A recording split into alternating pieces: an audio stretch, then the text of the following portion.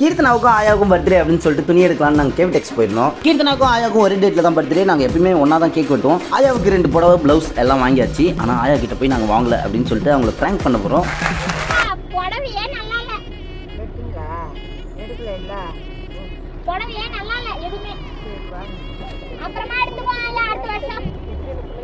நாங்கள் ஆயாவை ஏமாத்திரன்னு வேன் கடுப்பாயி நான் போய் புடவை வாங்கிட்டு வரேன் அப்படின்ட்டு கார்லேருந்து எகிரி குதிக்கு பார்த்துட்டோம். ஆயாவோட முகத்தை பாருங்களேன், ரொம்பவே சோகமாக ஆயிட்டாங்க.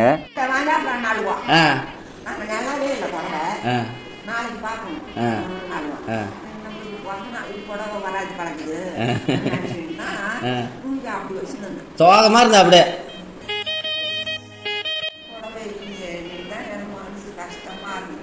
புடவை காட்டினதுக்கு அப்புறம் என்ன நினைச்சா? ஜாலியாக இருந்ததா?